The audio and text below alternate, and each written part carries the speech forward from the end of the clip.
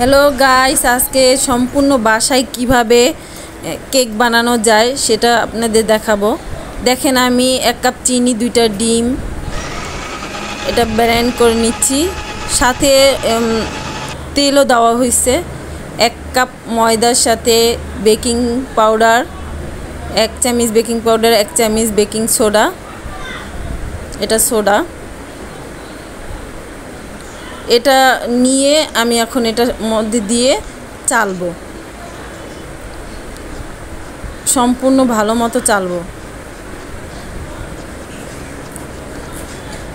Guys, এই কেকটা খেতে বাসায় খেতে খুব টেস্ট হয়।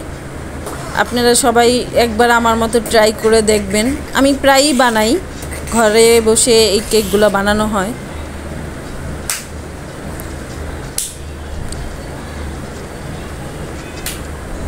এই যে আমি সম্পূর্ণ চেলে নিলাম। এখন আগের যে ডিম, তেল, চিনি এটা আমি মিক্স করে রাখছি, এটা আমি ঢাললাম।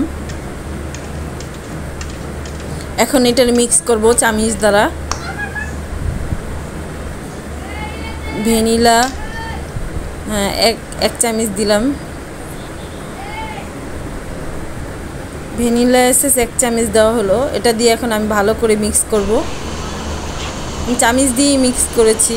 দেখেন গাইস, সুন্দর মিক্স হয়েছে। এখন এটা আমি এই কেকের এর মধ্যে একটা কাগজ দিয়ে নিব। এটা বাসায় আমার যা কাগজ ছিল সেটাই দিয়েছি। এই কাগজের মধ্যে ঢালবো। দেখেন, এখন আমি এটা যেটা মিক্স করে রাখছি সেটা ঢালবো।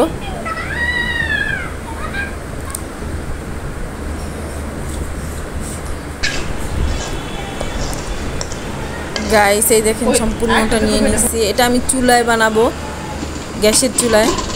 ফার্স্টে দেখেন আমি এরকম দিয়ে নিচ্ছি। আগে পাতিলটা গরম করে নিলাম, এখন এটা দিছি। দেখেন গাইস,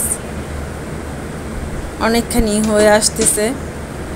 একটু পরেই এটা 30-35 মিনিট রাখলেই হয়ে যাবে। আমি 30 মিনিট রাখছি। দেখেন গাইস, কি সুন্দর হয়েছে। এখন এটা আমি কেটে দেখাবো আপনাদের। কাগজটা দেখেন কেটে দেখাবো, প্রচুর সফট হয়েছে। এই যে ছুরিটা কিভাবে ডেবে গেছে দেখেন গাইস।